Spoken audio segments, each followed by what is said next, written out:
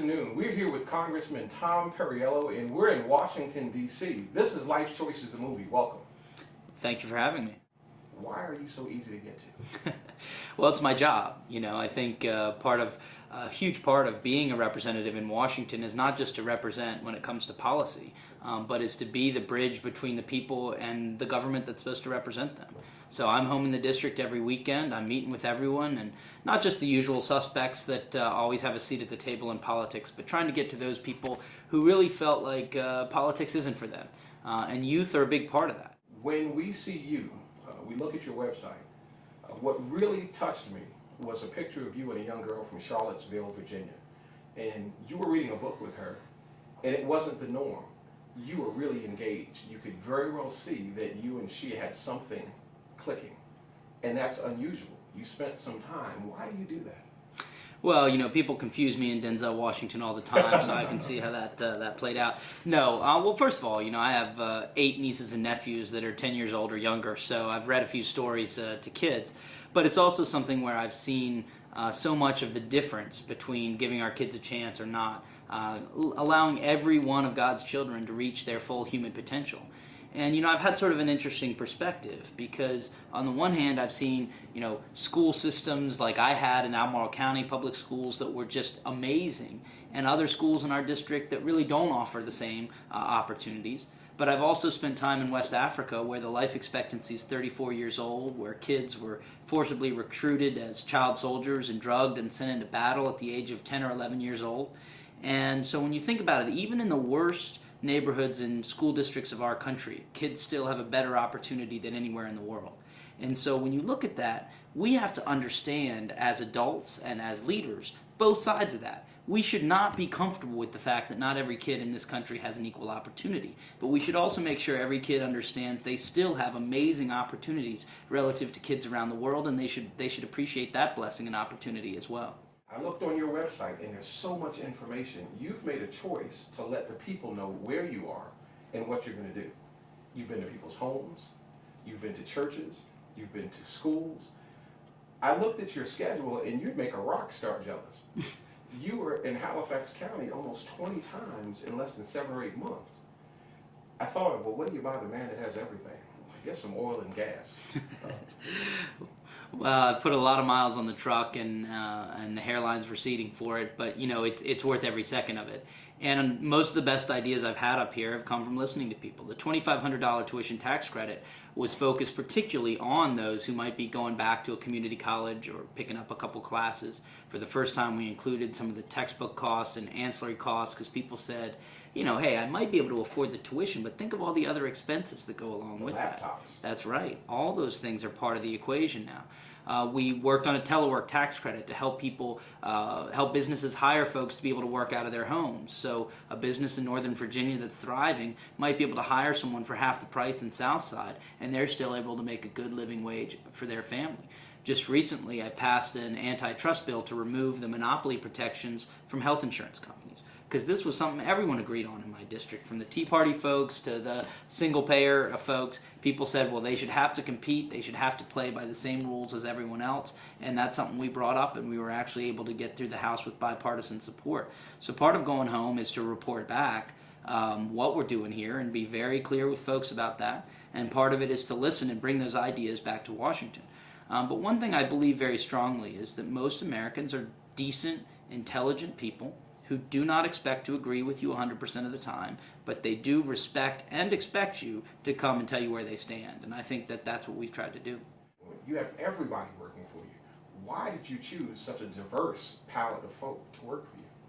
Well, we reflect that on our staff. We reflect that on the events that we schedule. One of the great things about my district and about my job is that I'm representing Central and Southern Virginia, but I'm also representing the United States. And we have in our district the whole patchwork of the United States. Black and white, old and young, manufacturing towns, agricultural towns, high-tech college towns. We see the range of it. So when I'm thinking about something like energy policy or healthcare policy, I'm thinking about my district. But in really understanding my district, I also get some sense of what's right for the country.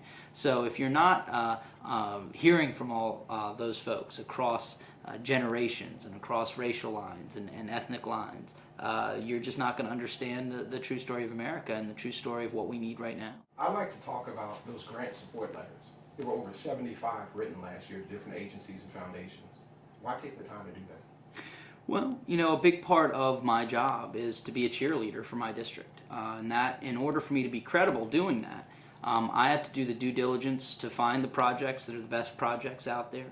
And we look for things that are going to make a real impact on quality of life for citizens, that are going to be game changers in terms of job creation or economic development opportunities, or things that are going to invest in our competitive advantage in the area. These are things that I'm not looking to spread federal dollars around to score symbolic points. What I'm looking to do is find things that are actually going to make an impact in the community. And when I find those things, I will fight as hard as I can for as long as I can to try to make the pitch on them. And we've been very successful, I think, because I don't pitch things I don't believe in. And when I believe in it, I'm a pretty convincing guy. And part of that is just because we have an area that is tremendously underappreciated and undervalued.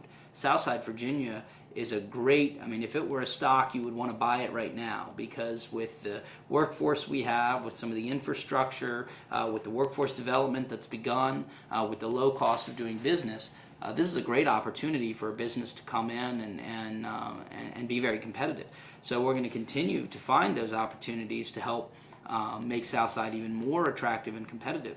But there's a lot there that's easy for me to sell because there are a lot of great ideas coming from Southside. Talk about some of the wonderful things that are happening in Halifax County. The new fiber runs that were done, that's going to facilitate multimedia in a very strong way. There are so many technical things that happen in the world that require digital transmissions. You've been instrumental in making sure that the young people get an opportunity for some of these things. You support the STEM Center. I've spoken to Dr. Charles Lowry, and they're very much in support of you. I've spoken to Dr. Stapleton and Principal Randolph. They say that you are Washington, D.C.'s newest pit bull. That once you sink your teeth into something that means something to your district, you're not going to let go until it gets done. What motivates you? How can you last? You work so hard. What are you doing to prepare yourself for the future? Talk about health. Where do you find your sports activities? Do you go to the movies? Do you ever see your wife? Right now I think I'm much more focused on the health of the district than my own health, and that's not sustainable. I understand that, but it's such an urgent time. When you have unemployment rates hitting the levels that we have, when you have veterans, we have 13.8% unemployment for our returning veterans. It's tough to go to sleep at night when you know those things are there and you have even a chance of affecting them. I've been given this unbelievable honor to serve in the U.S. House of Representatives, and as bad as Congress is and as disrespected as it is, the brilliant founding fathers created this institution in this form of government, and I get a chance to be a part of it. So I want to make everything I can out of that, do everything I can for people, and learn along the way. Trying to be sustainable. For Lent, I've given up a couple things to try to be a little healthier. Trying to get out running again. I used to play a lot of hoops and jog a lot, but I haven't been doing that lately, and it's important. I think, if you look in the healthcare debate, we do need to change the incentives. We have to hold insurance companies accountable, but we also need to lead healthier lives, and that's true of folks in Southside Virginia. So, I live 2 miles from my mom and 2 miles from my brother and his family. I'm surrounded by a lot of family up in Albemarle County, and my sister and her new daughter and her husband. And so, I have a lot of support there, as well as friends who care about me. But the truth is, right now, this is a crisis. And Wall Street may have come through this recession, but the working middle class hasn't. And until we see that economic stability that we've helped create turn into economic growth, then I'm going to keep going full force. Well, we understand that you are a very busy man. You've taken the time for the Miracles of Life Film Group, and more importantly, you've taken the time for the 5th District in Halifax County and 3 young men that are trying to help youth, and you recognize that, and we so appreciate you taking the time to do that. Well, Halifax County is just an awesome place. It's got a great school district. We're going to fight to make it even stronger. We have the broadband, the water to bring back, I think, some great jobs for the future. There are a lot of good people there in government, in the private sector, in the nonprofit sector, working to make Halifax a great place, and I believe there are great things ahead. Miracles of Life Film Group, Congressman Tom Perriello, thank you. Thank you very much.